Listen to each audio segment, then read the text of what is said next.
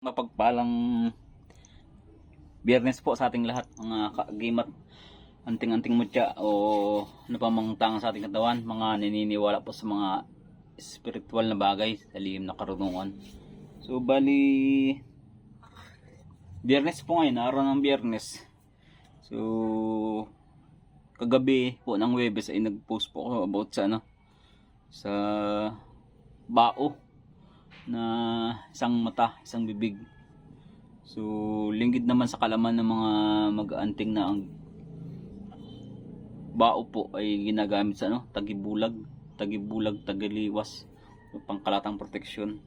So paalala lang ulit ang mga ang ating pong vlog ay para lang po sa naniniwala sa mga ganong bagay. So kasi marami na talagang makikitid ang utak sa mga ganyang bagay na masyadong worldly yung kanila, worldly na napakabanal na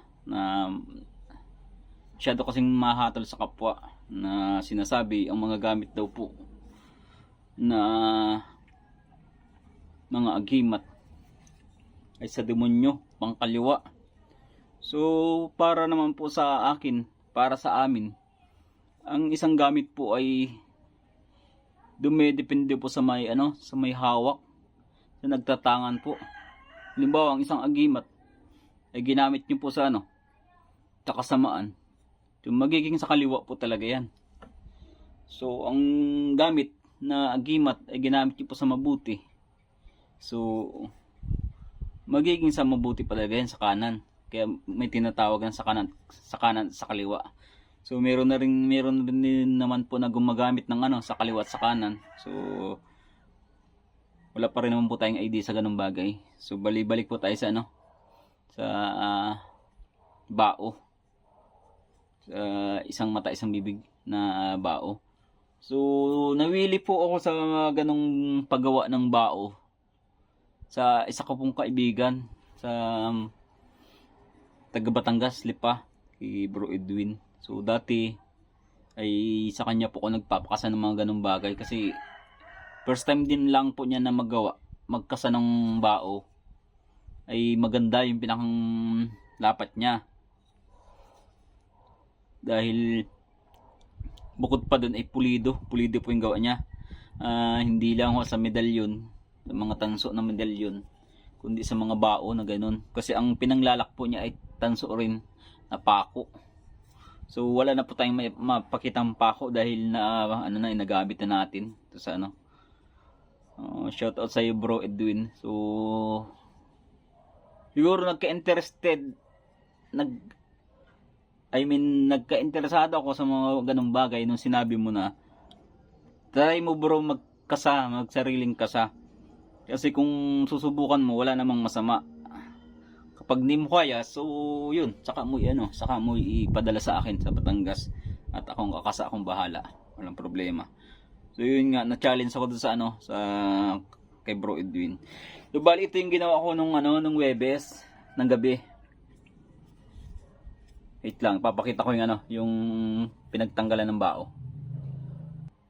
So bali ito po yung pinaganohan niya. Ito po yung pinaglagarian niya. So ayan, magkasaklob po yan. So yan. Kasi kaya ganyan yung patabingi ay gawa sa sa pagbiak ng bao. So ito pong bao na ito ay bihira lang po magkameron, yung bao na isang mata isang bibig. O sinasabi ng iba na mas maganda pa rin lalong mas maganda kung makakakuha ka po makakasumpong ka nung libon po. Yung tinatawag na libon po ay yung yung wala po siyang paras pet magkasaklob na talagang hindi siya man-made, yung talagang ganito, wala po siyang butas magkabila. Bali ito pinakita ko lang po para kayo may idea. So bagaman di naman tayo baguhan pa rin lang mo tayo sa paggawa. So may ibang tinanungan ako na sa pagkakasa, sa paghulma ng mga ganun, talagang sculptor. Talagang masabi mong nasa kanya yung pinakang sining at kultura na na-adapt na-adapt niya nung sa mga kanyang ano. Kay shoutout ko lang kay ano, kay Bro Selim. Minsan nakachat ko siya, isa sa magaling nagbigay rin ng idea kung paano magkasa ng bao. At talagang maganda yung kanya de roskas. Nalalagyan po siya ng mutya. So, hindi pa rin po natin na-try yun. Tsaka, yung mga obra niya ay napakaganda ho. Gawa ng hindi ho biro yung mag-ukit ng mga imahe sa ano, sa bao. So, i-flex ko nga lang pulit yung ano, yung bao na pinakasapo ko po kay ano, kay Bro Edwin. Ito po, bali dalawa. Ayan, siguro sa pangatlong vlog ko na po ito. Ayan. Ito. So, hindi naman po sa pinagayabang ko, yung bali, i-flex ko lang. Pinakang para may idea yung iba. Bagaman yung ito, ako na po yung pinaka nag-isip ng konsepto ng ganito. Ayan.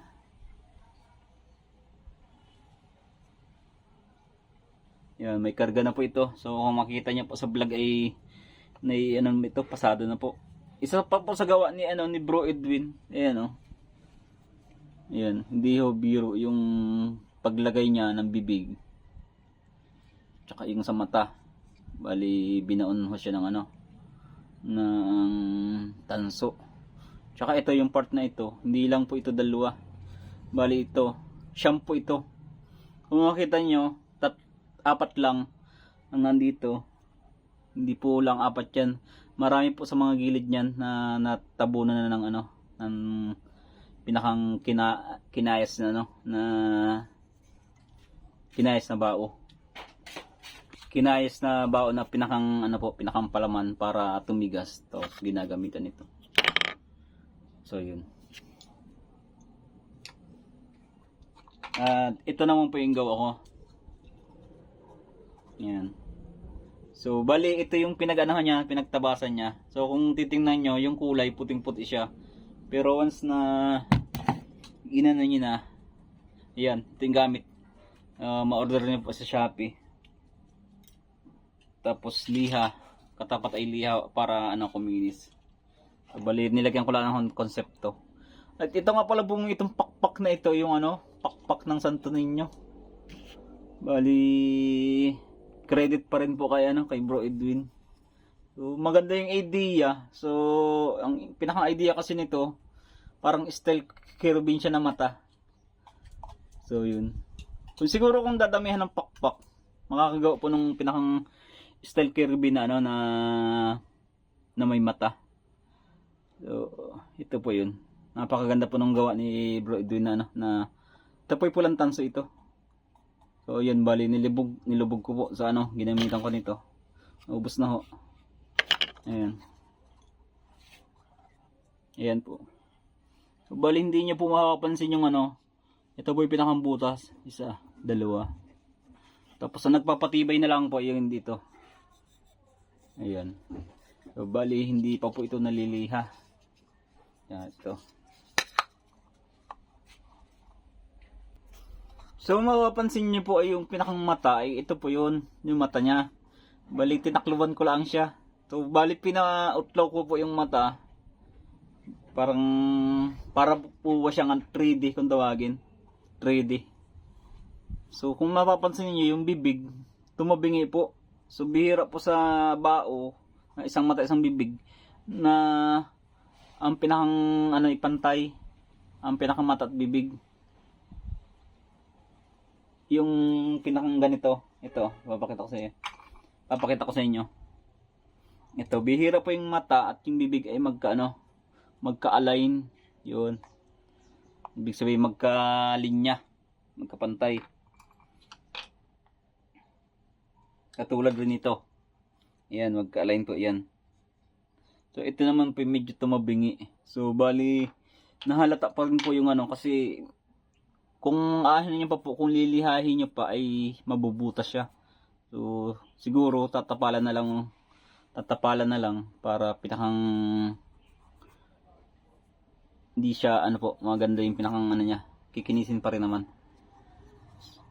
So ayan, yung pinakang pag ano po nito, yung pinakang pagkasa ay challenging po talaga kasi kung nais nyo pong magkameron talagang lock, yung lock ang inyong ano, ay talagang gagastusan nyo po. So yung iba, yung ginagawa pong lock ay yung PVC. So napakaganda po ng aeroroscas na ganyan. Natatanggal siya. Hindi rin po ko marunong magkasa ng ganun eh. Natatanggal siya.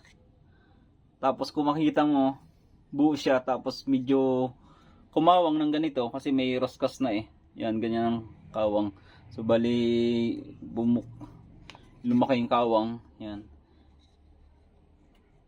Lumaking kawang na sa kanila. So maganda naman yung kanilang idea na ganun. Tapos yung pinakanghawakan ay dito. Buong buo yung hawakan. So napaka-talented ho ng iba ng mga ganung bagay. So challenge na rin po natin na makagawa ng ganito. At siguro kung may mga tools po ko na ano, mga tools na ganun, siguro makakayanan ko naman po mag-design sa pagde-design ng mga letra. So wala naman pong imposible sa pagde-design ng letra. At yun lang, linexo lang po ito. Dahil wala lang po tayong ganong vlog. So siguro yung iba na rin ay ano, kakapanood ko nila ng basbasan. Siguro yung iba ay disclaimer nga yun. Hindi pa rin naniniwala. So hindi naman po sa pagmamayabang. Yun ay bilang isang ano lang po yun, pagpapakita na ang gamit po natin ay buhay, may karga po.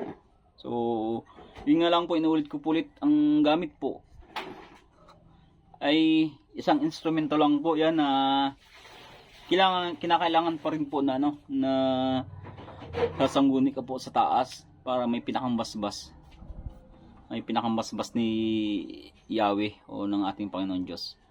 So hindi lingid kasi sa kalaman ng iba. Ayoko pong magbanggit ng relihiyon. So yung iba kasi ay hindi naniniwala. So ano man po yung paniniwala natin ay paniniwala natin. Pag tayo nakaano ng ganun ay halimbawa ayaw nyo po ng pinakang video ng ano, nag-vlog. So skip po natin mga ganung bagay. So para hindi naman po makasakit ng kapwa. Ganun. Kasi kung nagkataon na nangyari sa inyo na magba-vlog tapos kayo po ang puputaktihin ng pangbabas. So makakaramdam pa rin po kayo ng pagkainis. So hindi rin naman po tayo perfecto na minsan madalas nakapagbitaw pa rin po tayo ng masakit na salita. Ngunit nakakapagbitaw po tayo ng masakit na salita dahil na rin sa namabas po sa atin, sila po yung nangunguna. So ano po man yung pinakang hindi natin pagkakaunawaan, so siguro wag nyo na lang po ulitin sa ganung bagay. Kasi pag paulit-ulit pong ginagawa ng ganun, ay na po yun, napaka maling-mali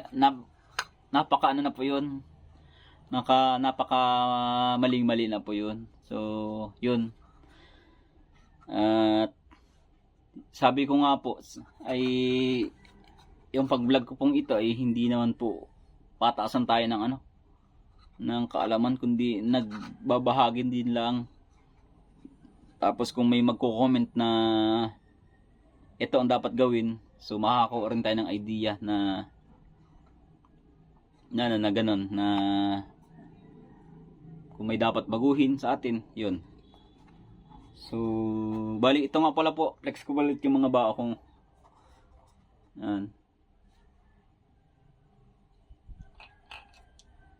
yan.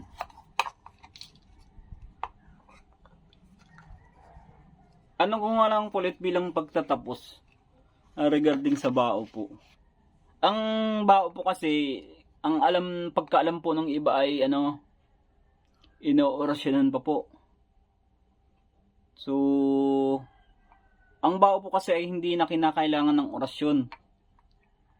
Bakit ko nga po ba nasabi? Kasi yan ay mutya po yan. galing sa kalikasan.